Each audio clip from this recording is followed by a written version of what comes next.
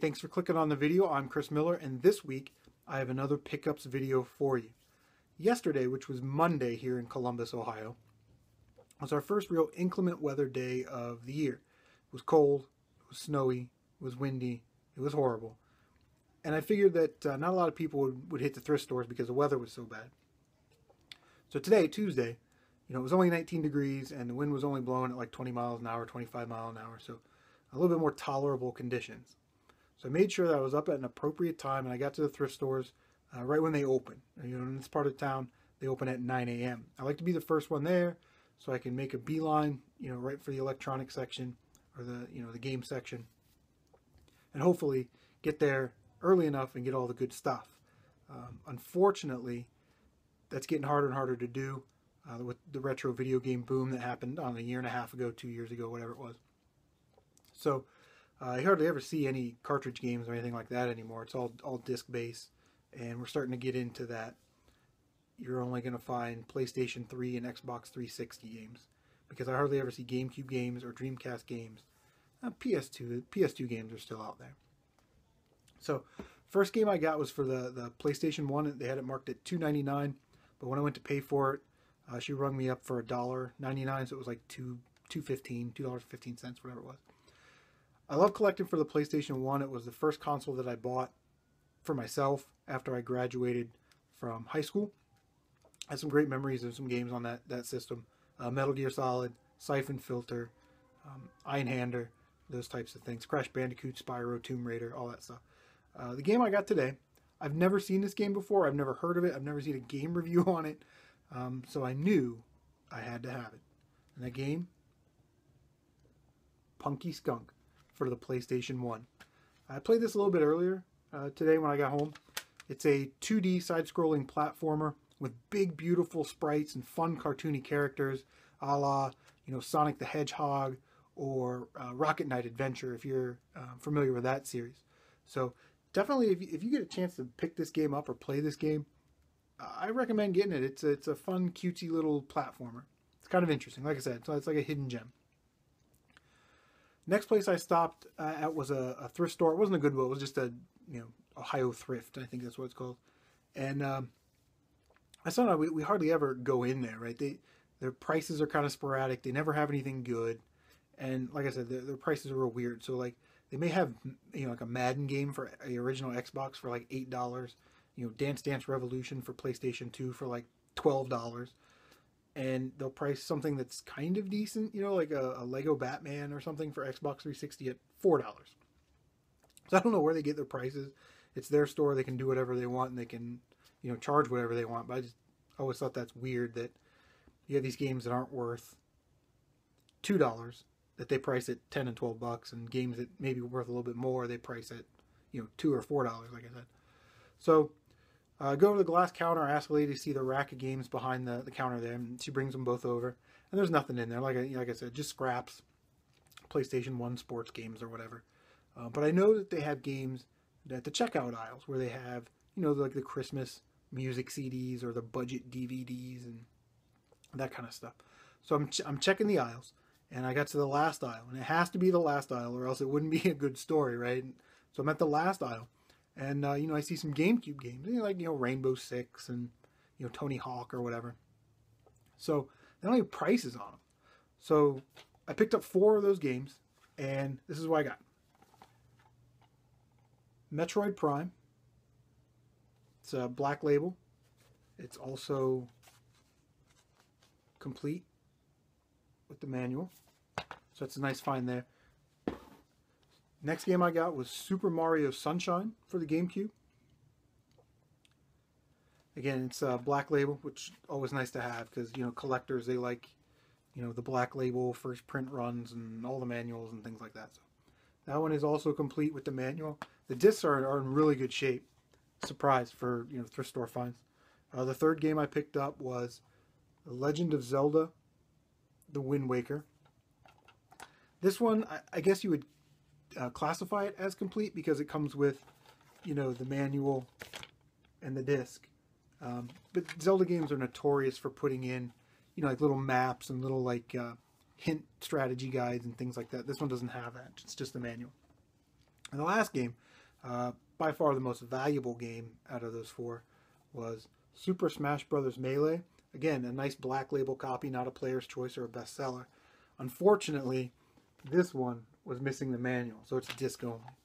I have those GameCube games, so I don't know, I'll probably just offer them up for trade or, keep them hanging around for a while.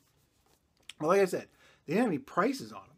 So I take it over to the checkout lane, and the lady's looking at them, and she's kind of giving them the once, twice over, and she doesn't really know what they are. So she goes, I'm just going to charge you what we would charge for CDs and DVDs. And she kind of points to this little chart that's hanging on the wall with all the prices on it. And I look up at it, and at this particular store, they charge $1.50. $1.50 for DVDs and CDs. So I got those four games, Smash Bros. Melee, Mario Sunshine, Zelda Wind Waker, and Metroid Prime for $6 plus tax. So let's just call it $6.50, right? So that's a good deal, and I'll buy that all day long, every day, without complaint. The last place I stopped, I actually had a Craigslist sale earlier in the day, about 2 o'clock or so. I had an extra copy of Simpsons Hit and Run for the Nintendo GameCube. It was complete, nice copy. Some guy was looking for that particular game, and gave me $10 for it. So, woohoo, go me! Got to fund this collection somehow, right? On the way home, I stopped at a pawn shop, and again, my son and I have gone to this pawn shop before, and they've never had anything, no games. But you always just gotta keep stopping in. Somehow, miraculously, I don't know how this happened. Today, they had 2 tall stand-up bookshelf glass cases of games. There's Wii games, Xbox One games, PlayStation games, Game Boy Advance games, DS games. I don't know where all these games came from. So on the bottom shelf, there were some original Xbox games and some PlayStation 2 games. So here's your pro tip of the day. I asked the guy, I said, hey, how much are these old Xbox games and these old PlayStation 2 games? Thinking if they hear the word old or unwanted or something, they may be more susceptible to give you a better deal on them. And I think that's kind of what happened in this situation. Because he kind of got up and had that, whatever look on his face. And he said, the original Xbox games and the PS2 games, $2 a piece. So then I says, hey, grab your key and come over here and unlock this thing, because I'm going to buy some of your games, brother. So he comes over and he unlocks the case. I'm sifting through, and I ended up getting 4 games, so $8. The first game that I got was a game that was on my list, Soul Calibur 2 for the original Xbox. This one complete with the manual. If you know anything about this game, there's nothing really that special about it. It's just a fighting game from the 6th generation. I mean, they're all kind of the same. But this particular series, Soul Calibur 2, for the different platforms of that generation, they decided to insert a console-specific character. So you can kind of see right here, you can see Spawn, right? So for the Xbox, Spawn is your hidden character, your featured character. For the GameCube version, you got to play as Link from Legend of Zelda. And if I'm not mistaken, you didn't even have to unlock him. He was just one of those standard characters that you could pick from the beginning of the game. On the PlayStation 2, the character was one of the Tekken characters, maybe like Jin or Heihachi or something. But yeah, I'm definitely excited to have Soul Calibur 2 into my collection and cross it off the list. The next game I got for $2, well, an SNK game. I love SNK, when play them in the arcades. Samurai Showdown, I love that game. But I got Metal Slug 4, Metal Slug 5. It's a dual disc, I guess, compilation for the original Xbox. This one is complete with the manual, and like I said, it's a dual disc. So there's our discs. Again, $2, tremendous value. And I also got 2 PlayStation 2 games, right? The first game I got is Yu-Gi-Oh!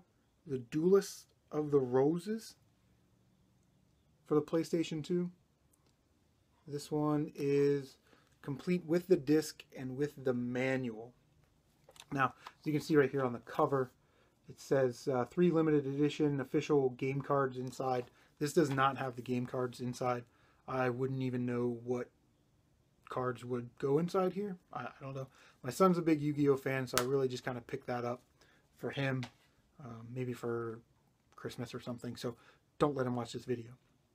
The last game I picked up was Crash Bandicoot, The Wrath of Cortex. This is my favorite Crash Bandicoot game. I didn't really enjoy them on the original PlayStation, but I really like this game, and it is complete with the manual. This game will make a good resell or a trade bait. So that's it, guys. Those are the pickups. Like, comment, and subscribe if you are into that kind of thing. Thanks for watching, and as always, happy gaming, guys.